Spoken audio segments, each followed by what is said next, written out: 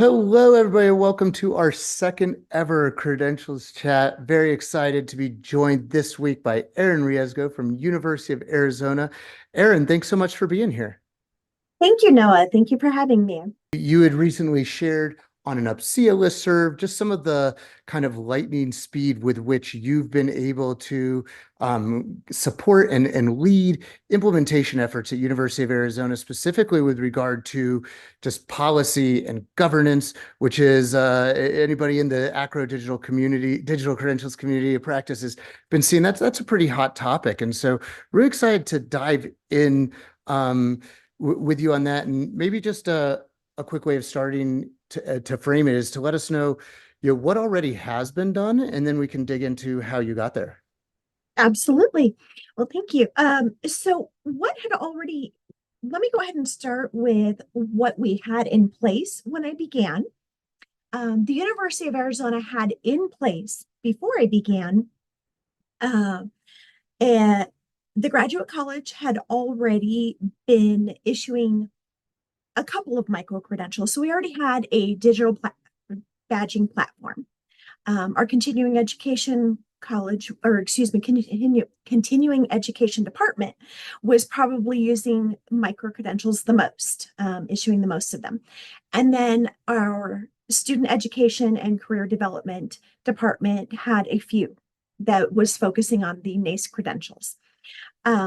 And so there was kind of a hodgepodge, I would say, of badging that was going on. And the only area that had a specific protocol in place for how they handled it was the graduate college, but they had the least amount of credentials out there. So there really wasn't a formal structure or foundation for how the university was utilizing credentials. So when I came in, what we did, or rather, what we now have in place is we have a full um, taxonomy for the badges, how they're going to exist. That has been created to account for all of the badges that were already out there and all of the new ones coming in. So we have a taxonomy of badges. We have a credential review committee, and we have uh, a I apologize. We have the full proposal in place that takes into consideration everyone in the university. So, our undergraduate, graduates, continuing education, everyone uses the same proposal process to go to the review committees. And so that process is in consideration now. And then we have just an entire, now we have a website that is when you look up micro credentials for the University of Arizona, it actually takes you to one location and information. So that has been created. Originally, when you looked it up, you really wouldn't find anything. And if you did, it kind of took you all over the place. There was no structure or organization. So we have an entire framework now that organizes everything. And then we have a roadmap of this is where we are right now, and here's where we want to go, and a path that's going to take us there. So that's where we're at right now versus where we were. And I just am so inspired by your sharing this with us, Erin, because I think that a lot of folks in the AACRAO community were probably nodding their heads along if they're watching this live or the recording and saying, okay, hodgepodge sounds familiar, decentralized, check.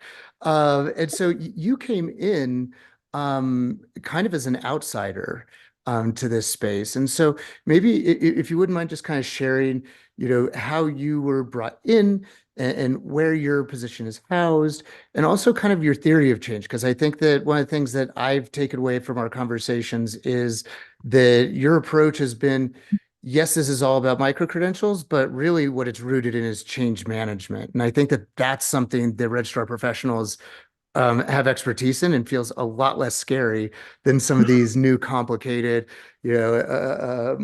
more conceptually abstract ideas. So yeah, if you wouldn't mind just sharing about, how you were brought in and where, and then your kind of philosophical approach to this.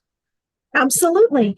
Um, I would say so. The first thing is when it was decided that we needed a position to handle micro credentials, the the departments that were determining this were coming from the undergraduate provost department and the registrar. They were working together.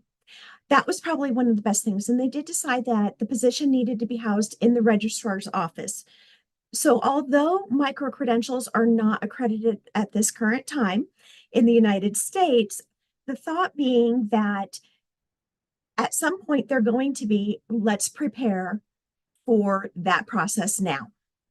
And so there needs to be a tracking that takes place. Let's have this housed in the registrar's office. Let's handle the fact that we want to have tracking and proof of how are these credentials earned, and all of that being taking place. Then we want this position in our registrar's office. We want all of this accountability.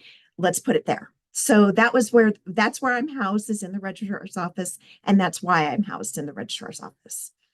The best thing too is the fact that our registrar is very proactive in what is the best thing for our students. And so I have a lot, exactly.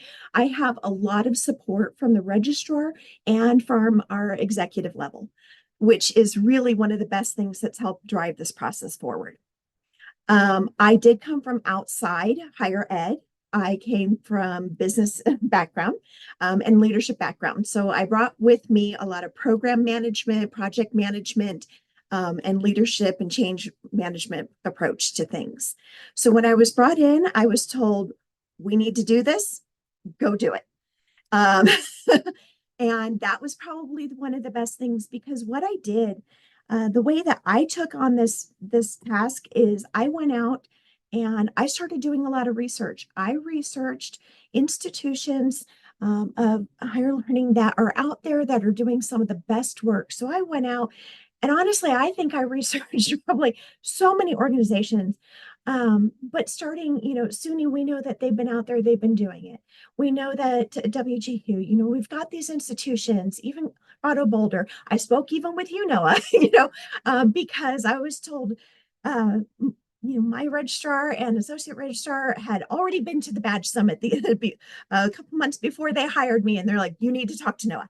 But they had gotten information, and then I also read the AACRAO paper of some of the information. So I was out there doing a lot of research first, but I went and did my research to find out what are some of the best practices. George Mason, on how they're doing things. I picked up best practices on how things were aligned from places, what's on some of their different proposals, how do they do this? Because the way I look at it is, you don't know what you don't know. And and the more people you talk to and the more information you gather, the better it's going to make it. And so I started with that, but then I also went out into our university itself, and I met with those that were already using the product, already doing this process. And I met with those that were not, but had an interest, had already expressed an interest. And I went to them with a curious attitude. My approach was, tell me what you're doing, tell me what you want and what you need. And the reason I approach with curious is because at no point am I going to say, here's how we're going to do this. I want you to tell me what you want and need. And then from there, I took all of that information back. And while I looked at the fact that so many institutions and so many of these programs were developed with a guidance committee and having their governance together, and then put together a committee, I also looked at the timelines that they did that, and it seemed to be taking quite a while.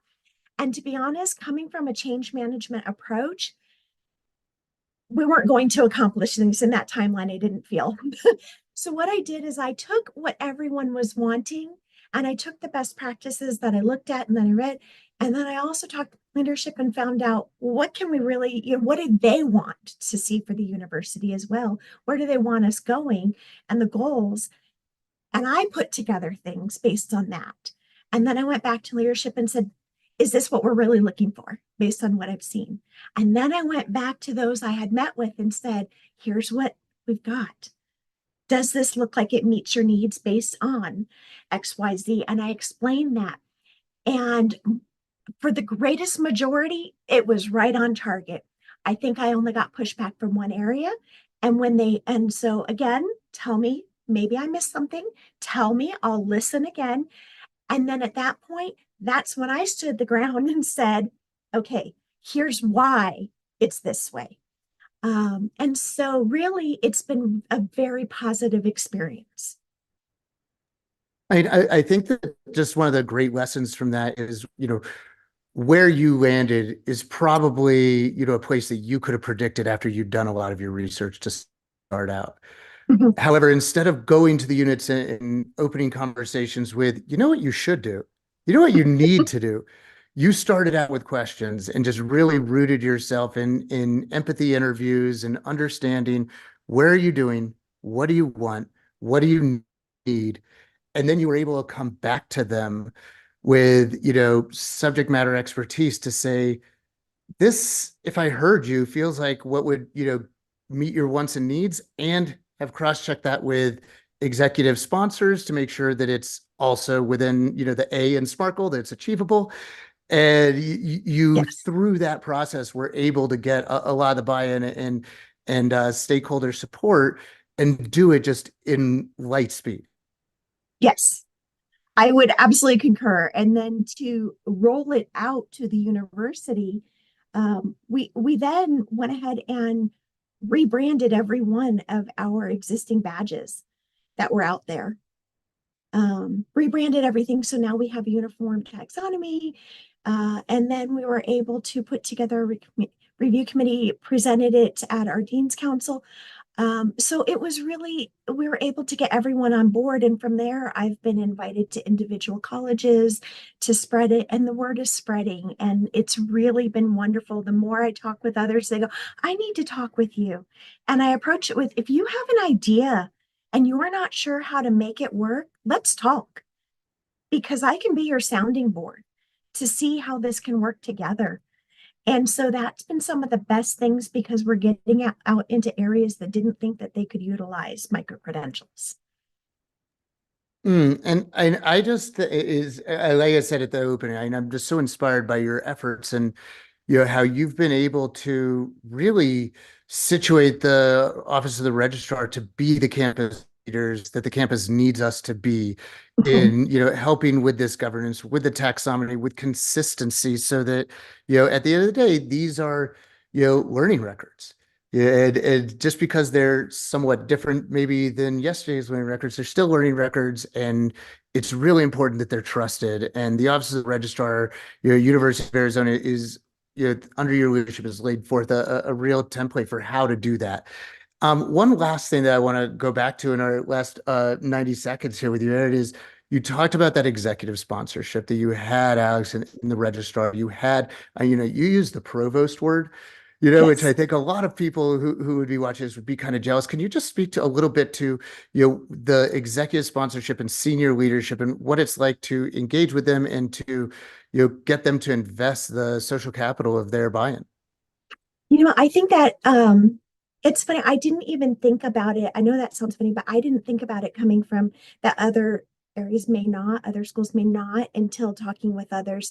But I think that that is critical, because our executive leadership, they drive the university, they're the ones who get others on board. And so that executive leadership, when speaking with the vice provost, I sat down with them, with him and his leadership team, and said, what are you looking for, to drive this university forward? What is your vision, and how do you want this to go and fit into things? We're even looking at how it can fit in with the gen ed requirements. How can we make micro credentials associated with general education? And so that was probably the best thing, because then they know that I have the university's goals in mind, and I am meeting what their vision is. And I would say that that executive leadership sponsorship is probably one of the best things that we can have.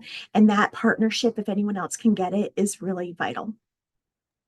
I love how in that response, you went right back to the, starting with your stakeholders, asking them what their wants and needs are so that you can shape how you show up based on for whom you're showing up, and give them what they need by giving them what they want. And I really just can't thank you enough, Erin, for sharing your story, sharing your expertise, and the currency of your time with the AACRAO community with us this afternoon. Thank you so much. Thank you very much. No, I appreciate the time and the opportunity to share with everyone and to speak with you. Awesome. And thank you for watching this, whether it's live or the recording. We appreciate you being a part of the AACRAO Digital Credentials community of practice. And